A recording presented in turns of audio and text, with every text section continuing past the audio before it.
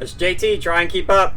We are here at Darlington Dragway, AHDRA, and it is May 1st, 2021. And there's no way I can get out of here and not sit down with Jim Martin. How you doing today, sir? I'm doing very well. All right, now we had a little pre-talk here before, and let's bring everybody on to speed. Who's Jim Martin and where does he come from?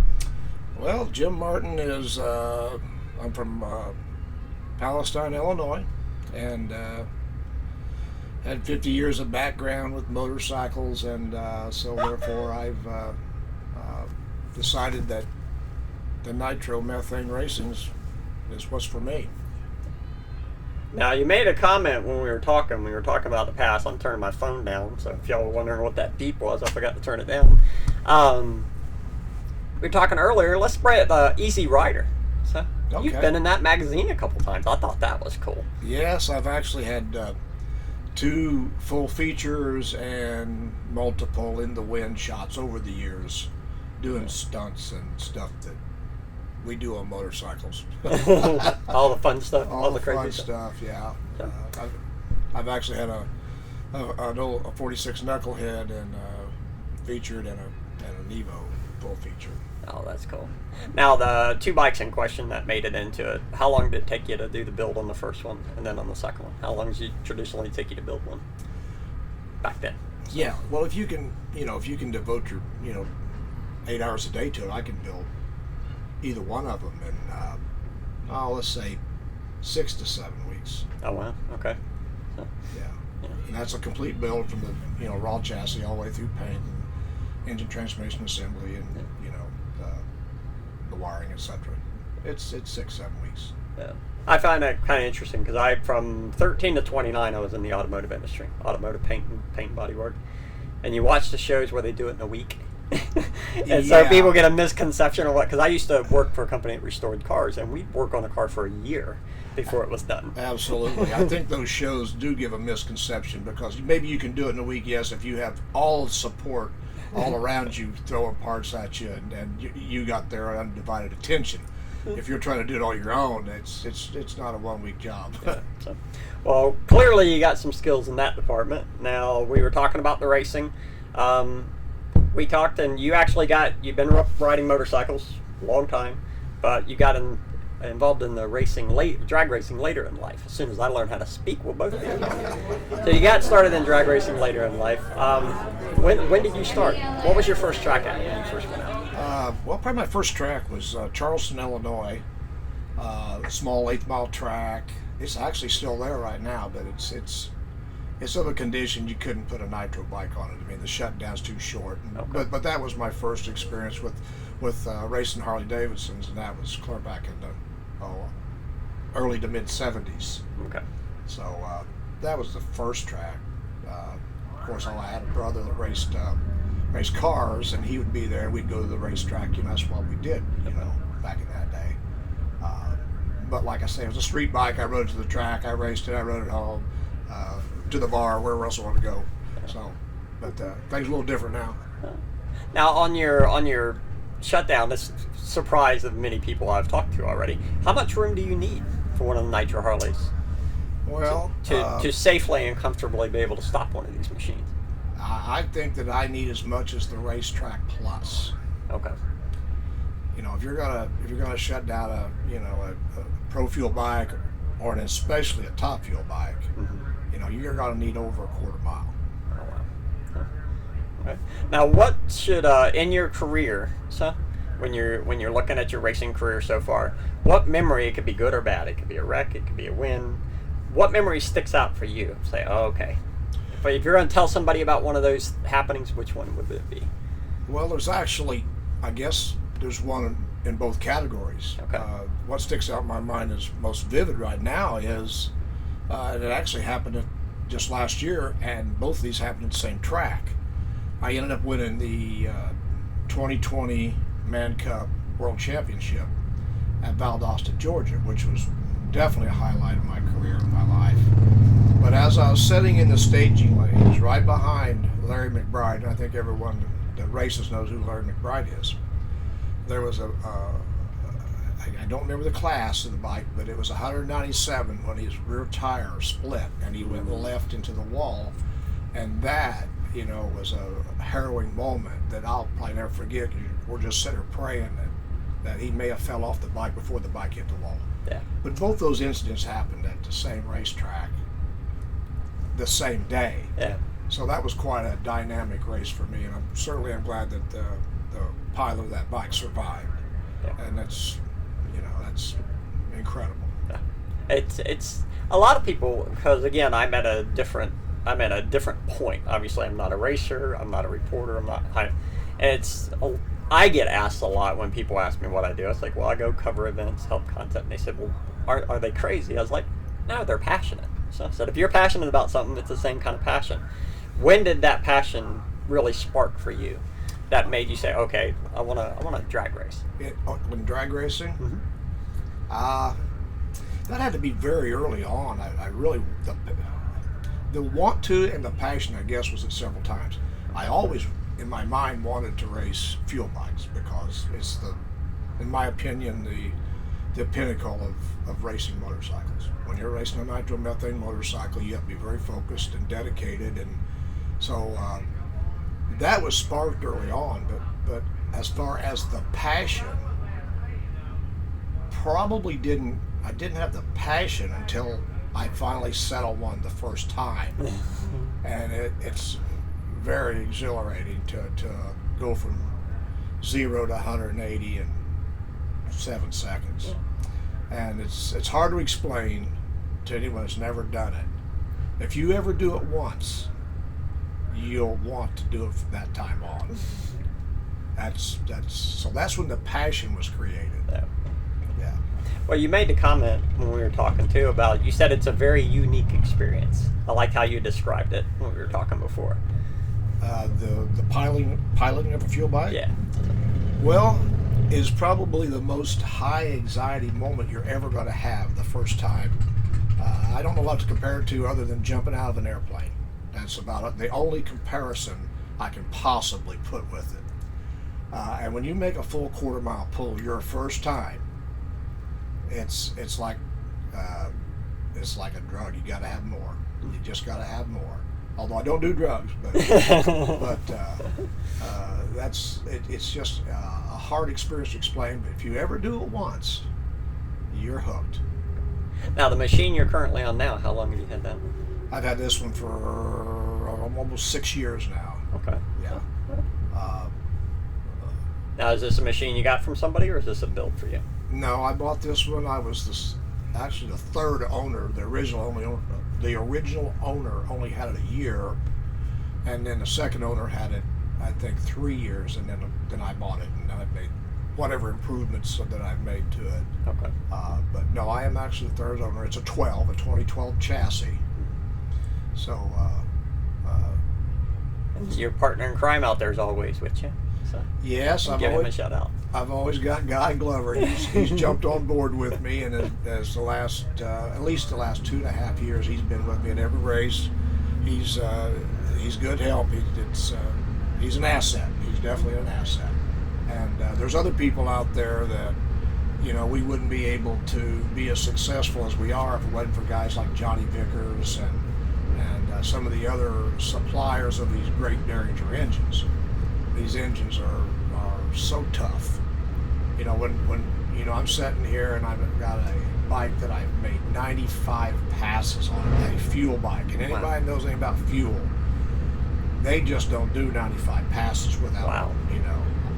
That was an incredible run. Of course, it ended. It ended as they all do, and there's a fresh one on it today. But I'm not the least bit let down by that, because that was, and that also should encourage, or could encourage people, because the previous fuel bikes before these Derringer engines, everyone knew you only had so many bullets, and it was going down. And with these Derringers, you can race and have fun. Yes, it's expensive, but you got more bullets. Okay.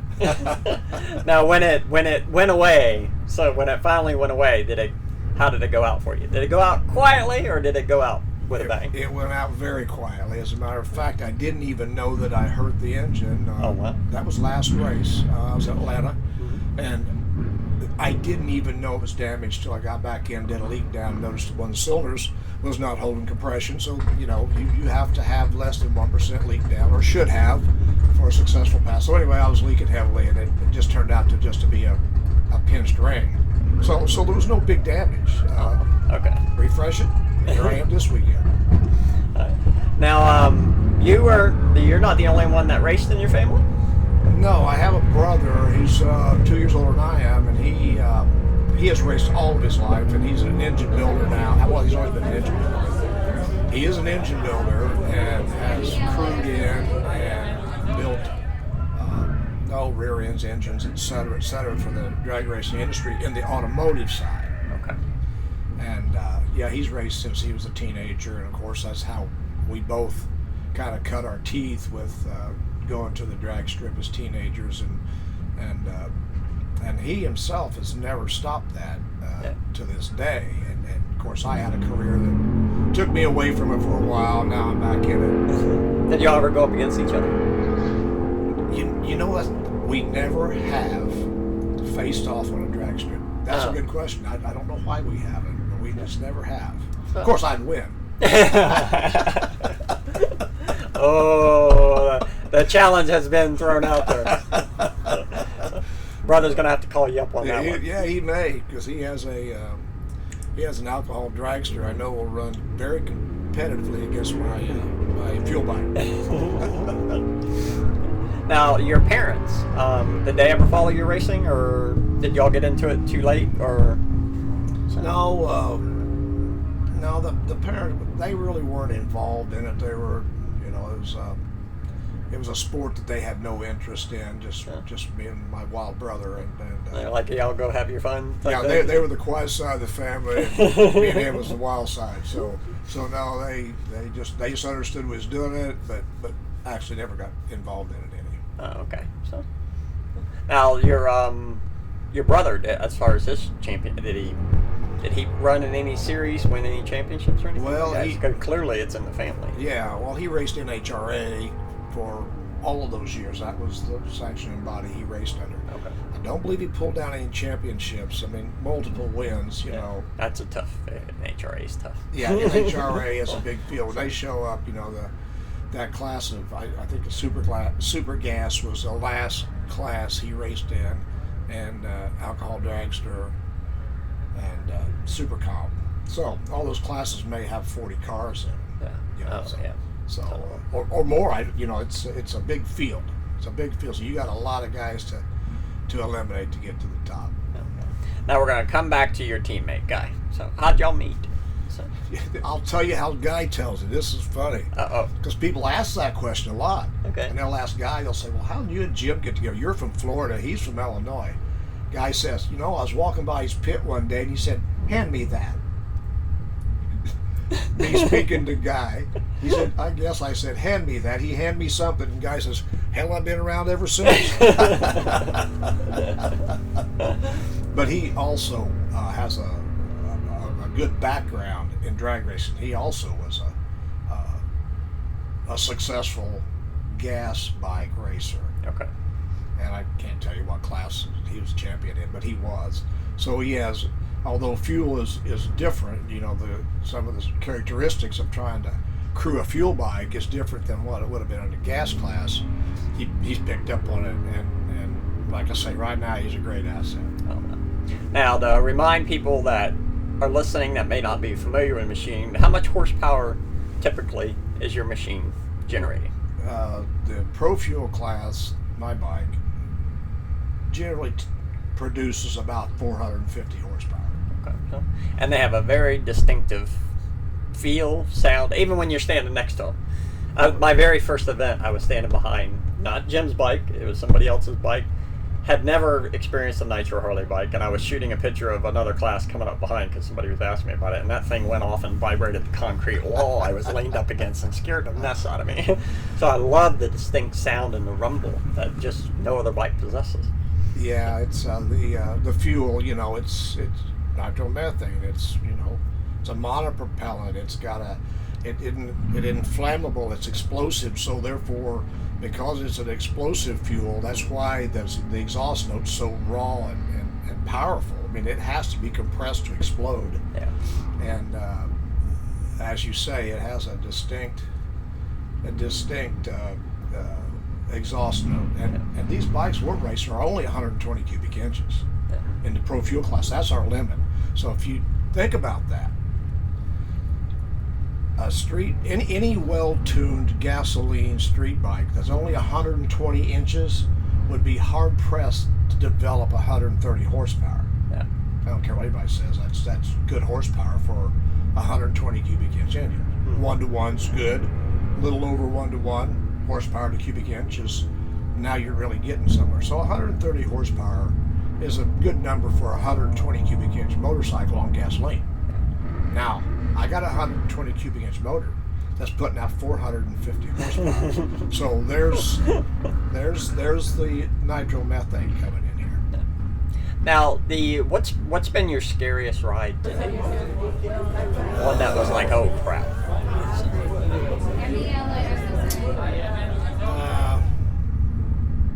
That's a good question, because there's been a couple, nothing that would have ever given me any idea that I wouldn't want to come around for next round. But in the beginning, you got to learn how to just point the bike properly. If you don't point the bike, then you're going to have an issue somewhere on the track, and you have to. That's a lot of effort needs to go into getting the bike pointed properly. So I would say early on in the career, not knowing enough about that, probably some of them brushes or near brushes with walls, concrete walls, was probably some of the most intense. I haven't, I need to knock on some wood in here, but so far it could happen any time. It could happen in my next pass, but I haven't had contact with the asphalt or the wall. Now cones, that's a different story. The center cones, I've damaged some of them, but I would say that's it. Near brushes with the wall. Okay. Yeah. And you also started racing late. Yes, I later did. in your career. Yes. So, all right. You made an interesting note too, that as we get older, we have a tendency to take a little more time with things. Yeah. Well, clearly this class needs you got to take your time and make sure you don't rush it. Yeah. This class here, you got to have total focus. I can't stress that enough. I have a routine I go through every single time I start the motorcycle, and that routine has not changed, even though I've started the bike hundreds of times. I'll say the same things to my starter guy. We'll all do the checks so that no one gets hurt, including the motorcycle, because that potential's there on every single startup. And I guess as you get older, you allow yourself a little more time to focus on that your strict routines, as I think I do anyway. Yeah. I know how I was when I was maybe in my 20s or whatever. But hey, let's get this done. It don't matter, But no, you gotta have total focus, and starting the bike, staging the bike, pointing the bike, everything. Yeah. Now, I know you got a lot to do, and of course this season's just getting started, so we're going to talk some more, but with that, you have a routine. Now, from a photographer, a media standpoint, I pay attention to the routine, because your routine is different than the guy sitting next to you in the next trailer. Now, last night when I was shooting, and part of your routine is that you step at the back of your bike, and then you take your foot up and you step on the back wheelie bar. And I notice you're the only one that does it. Any of them that I've seen. Why do you do that? Well, I may be slightly anal about that process because when I'm doing that, it's easy for me to move the front of the bike into. I've already picked out a point at the end of the track I want to go to. Oh, okay. And I walk to the back of the bike and see if the bike is straight with that point. Oh, very And if cool. it isn't, I just step on the wheelie bar, move the front end to where it's at. I'm looking down the bike, I'm aiming the bike at that point. Now, maybe some of the other guys don't feel that's necessary. Yeah. Well, and maybe that little bit of movement isn't to them. It is to me. Yeah. It's my routine, and if the bike's already straight when I look at it, I don't do anything. But if it needs a little bit, and my crewman, Guy Glover, I won't move it till we both agree, yes, the bike needs to go over a little bit. So that's what I'm doing. When I'm stepping on the wheel bar, I'm just actually bouncing the front end over just a little bit to get it as straight as I possibly can. Okay. Coming out of the burnout box, yes, it might move around a little bit, but whatever. As long as I know I've done all I can do right then to get it straight.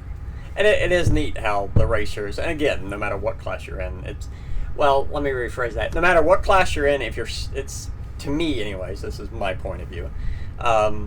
If you're serious about what you're doing, you have a routine.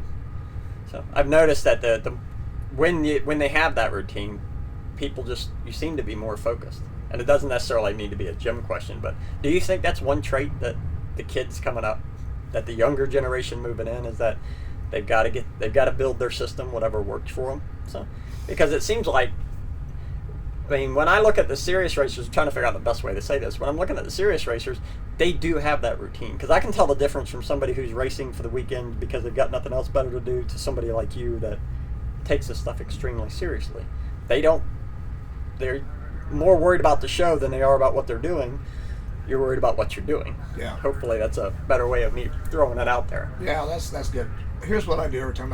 I don't know if this is a difference with the younger crowd or the weekend race or whatever. Mm-hmm. When I go to those staging lanes, I'm racing me. Okay. Every time I go up there, yes, I have an opponent, but I'm always trying to better what I've done before at that track that day. Okay. So I don't know if that answers your question. That's what I try to do. And if you do that, you'll end up winning. Yeah. So, or sometimes you won't, obviously. But that's what I do. And I go up there. Did I do everything I can do to make this bike perform as well as it can today at this track? Yeah. And and that's in addition to your routine. So I don't know how that correlates quite to the younger guys, but if you do that, you're going to end up being successful, I think, eventually. Yeah. It's like, repetition makes people perfect. So. Yeah. All right, we know you got a lot of work to do, so we got some racing to get done today, and we'll come back and definitely talk to Jim some more. So I got a bunch of other questions that popped in my head, but I can't keep them in this RV all day long. But I appreciate you sitting with me today, sir. No problem, JT. I appreciate you having a talk with me. All right, sir. All right, y'all hold tight. So we'll have Jim back, and we'll get his partner in crime out here with us too next time.